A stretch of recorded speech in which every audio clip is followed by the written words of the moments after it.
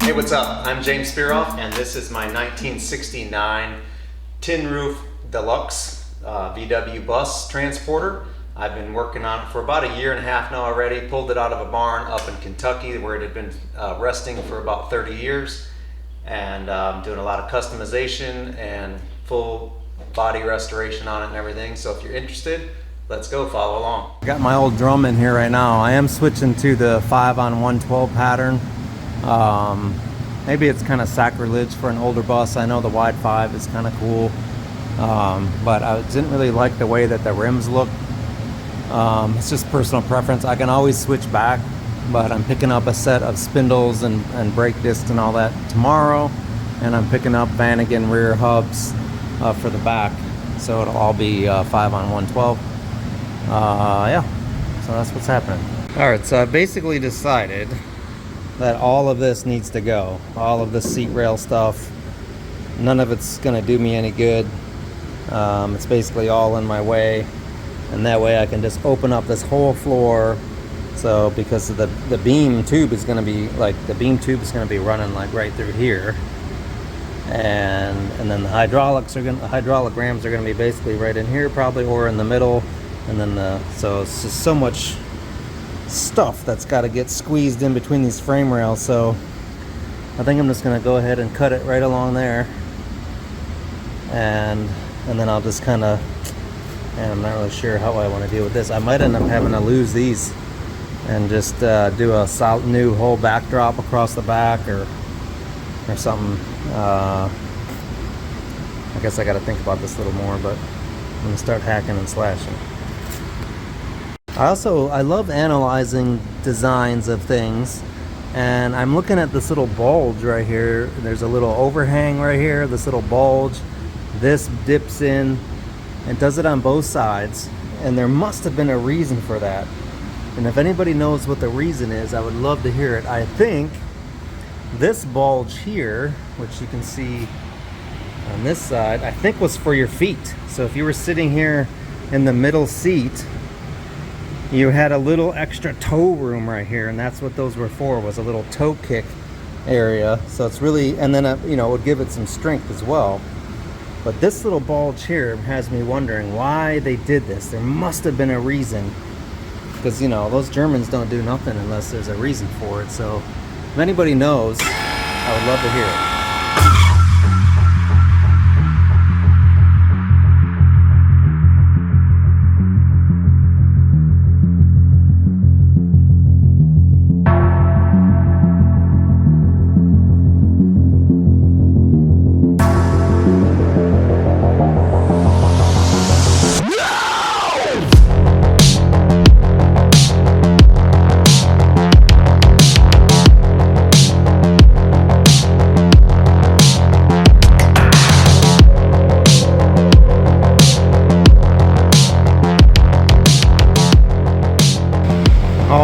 Sawzall for the win.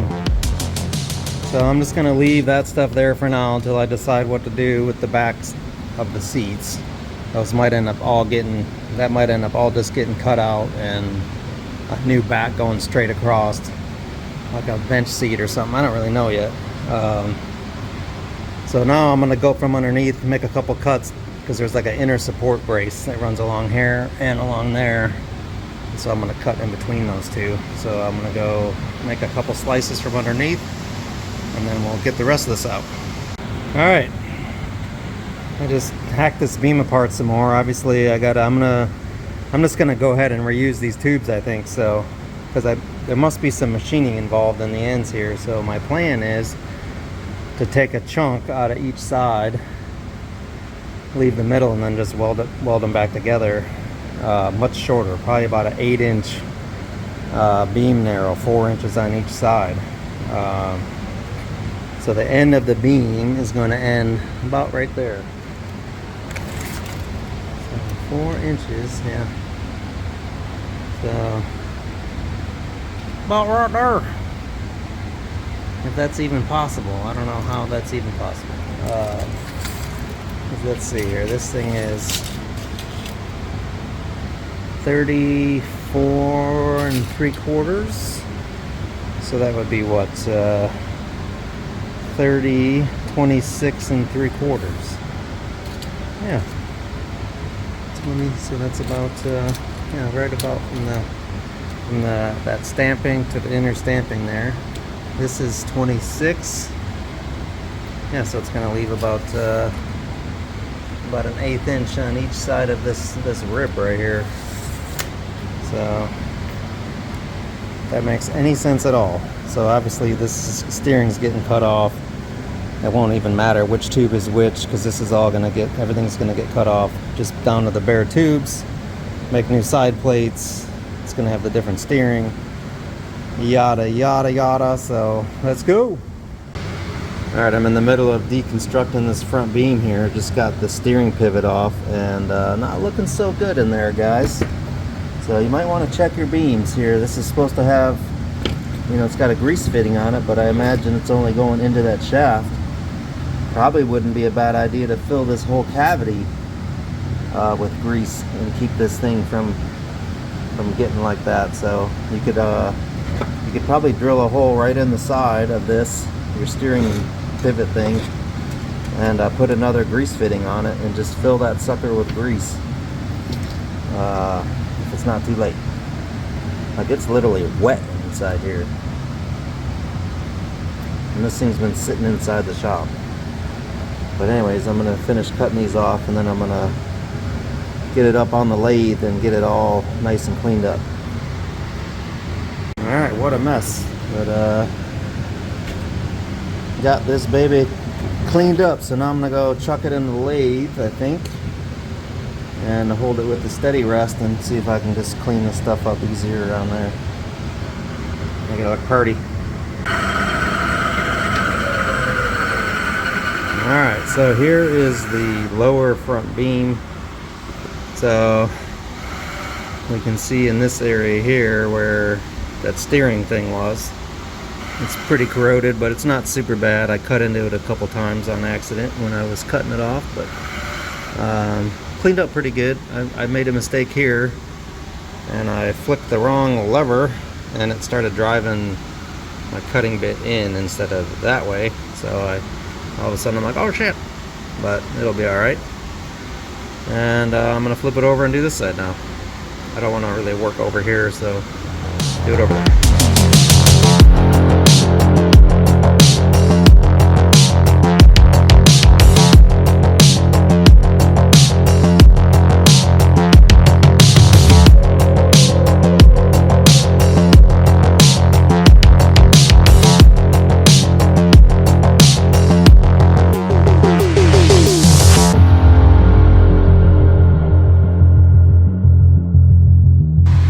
Alright, so it's not the prettiest piece, and if you're wondering why not just buy a new piece of tubing, we could, but there's machining at the ends for the ball bearings. There's bearings in there, needle bearings, and then there's something else right here. I don't know if it's another set of needle bearings, but it's held in with these dimples. There's like 3 dimples, I think. Yeah, there's another one there, another one there. That's the grease fitting.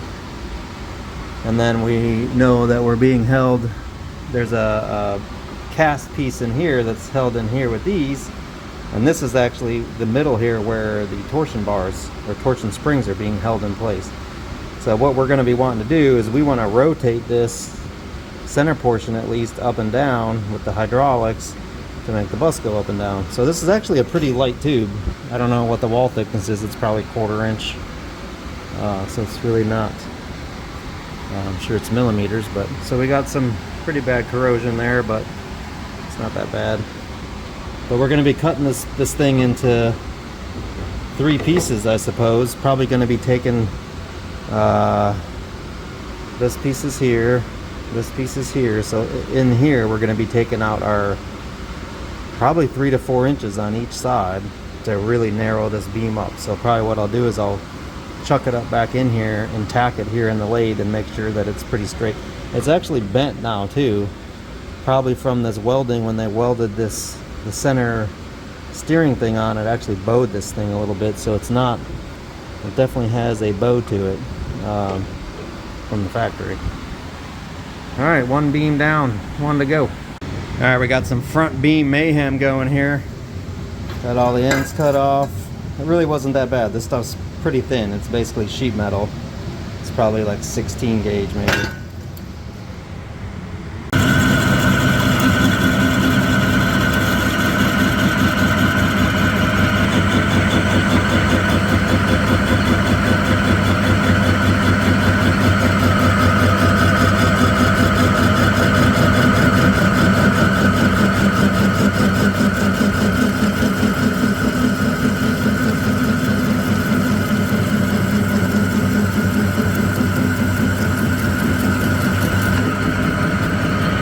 Yikes.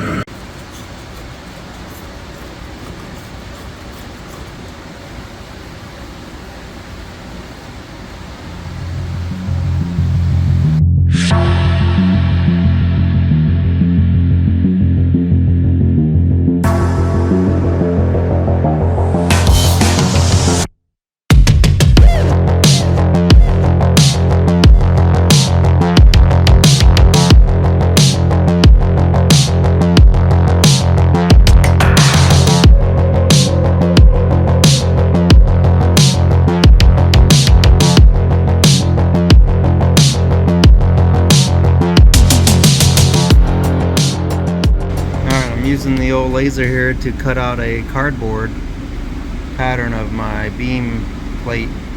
This is just kind of a preliminary design of it, but see how it fits first before I cut out of wood and then later out of metal. Alright, I know it's loud in here, but I'm getting through this 3/8 plywood on my little laser here with 2 passes, which is pretty cool. It's so cool when you can like test the fit of a part before I send it off to get cut out of steel, because this is basically free, and metal cutting is not. So I'm happy I'm getting through this 3/8 plywood. I'm using high pressure. If you happen to have one of these lasers, I'm using high pressure, about 100 psi, and then I got the nozzle real close, so it's really out of focus actually at the top edge. But I'm able to get through this 3/8 plywood in 2 passes, so pretty sweet.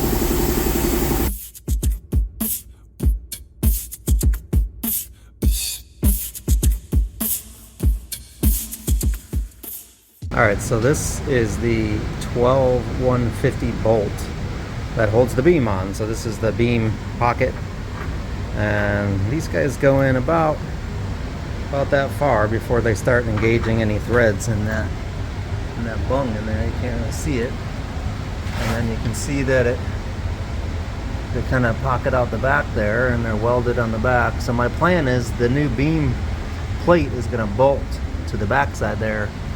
So I'm going to clearance out that sheet metal a little bit of the frame, and then the plate will bolt on that side. So what I'm going to do, and they're not threaded all the way through, so I got myself a 12-150 tap, and I'm going to just tap these suckers all the way through so that I can bolt it from the other side.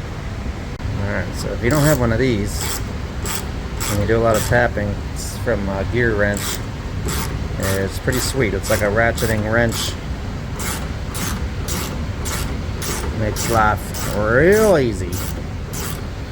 So I'm not even cutting any threads yet. Right now we're just cleaning up, and then I have a feeling it's just going to be the last little bit of that thing will be cutting some new threads. Let's see if we're coming through.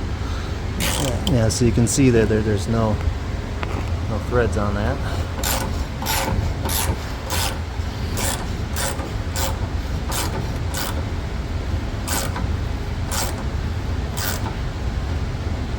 Coming through. Alright, I need 2 hands for this. Alright, that worked good. There's the tap coming through. So now I'll be able to put the bolt from this way, and that plate will go here. So the beam used to bolt out here. We're going to move it in there. give us more clearance. That's the plan.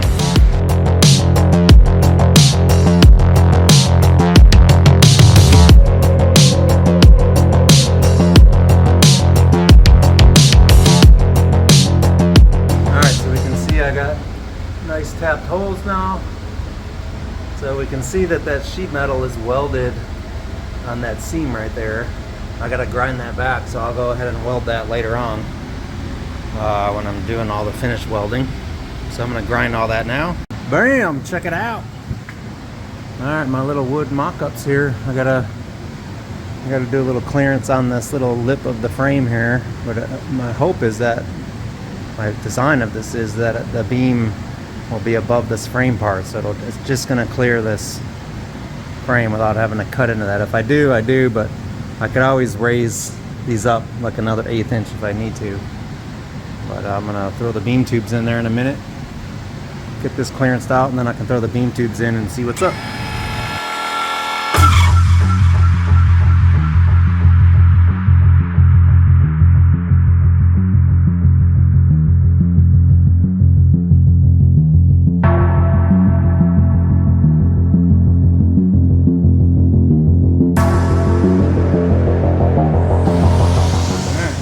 How we did here. Oh baby. In the hole.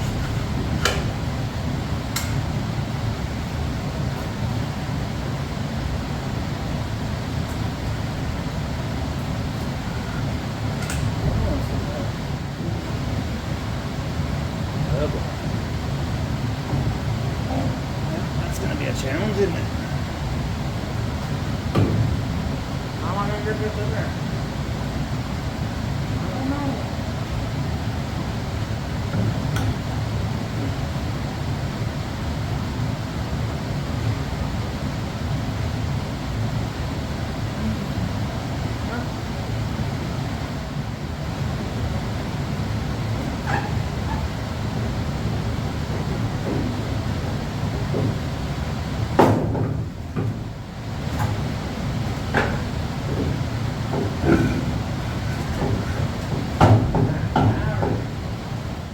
Alright, well that's pretty much what a 7-inch beam raise and an 8-inch narrowed is going to look like. Alright, let's throw some arms in. Okay, boy oh boy. There it is. I think it actually is going to work pretty good. So these guys kind of just ride right in that pocket, and then look at that, it's just like boom, perfect. And then we're at about this is all the way down, or all the way raised, I should, you know, whichever way you want to look at it. So that's when the bus is raised, and it'll have about 6 inches of ride height, and then it's low, bam, way low, bam. So that's why I didn't do drop spindles, because this, you know, to get this above, you know, just kind of works out to this was the top beam and now it's the bottom beam, but it's moved a little bit, and now I just really got to figure out the width. But I'm waiting on a hub, and then I can get the hub on, the wheel on, and then really get this figured out. But I'm gonna call it a day today, and this little feature here is going to be the tie down, where you can put straps on it when you're trailering it. So you won't have to like try to wrap straps around the beam or anything. You just hook the hook to it and go.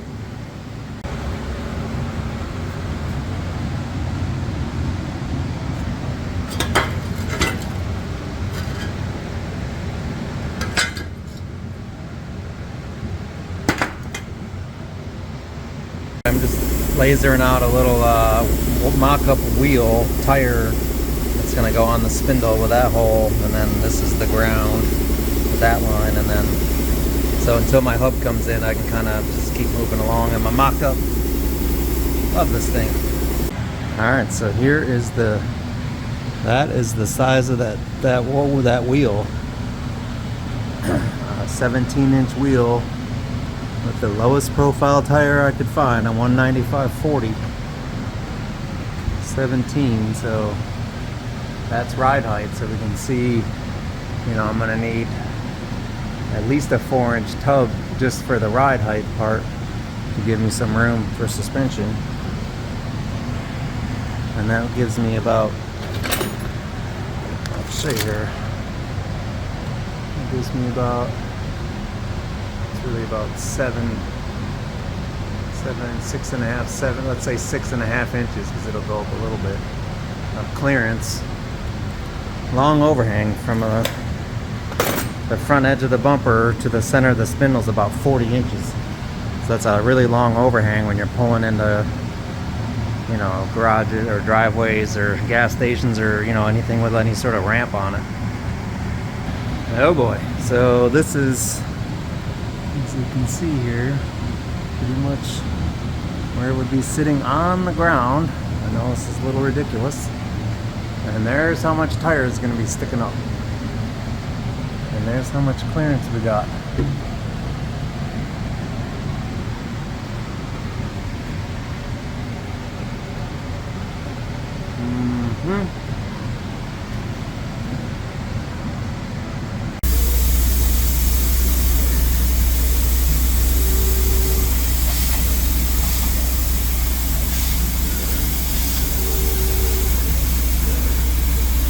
I don't know how it decides what it wants to do next. I decided to draw on a little bit of a wheel. Just for the hell of it. It's like going around doing randos.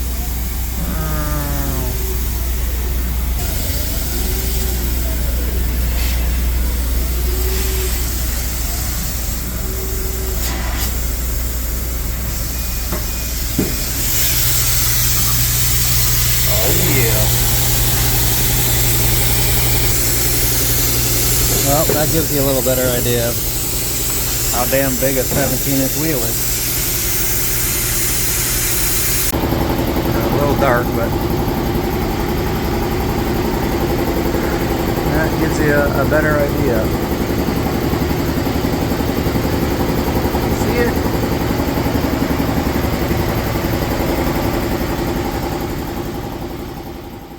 All right.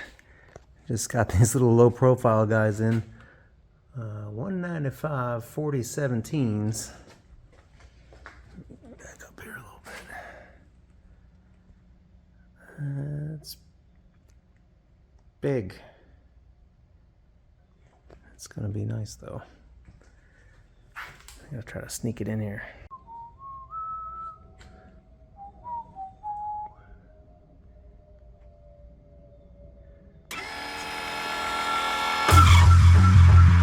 Dropping off my wheels here to get mounted. The fireplace. Yeah.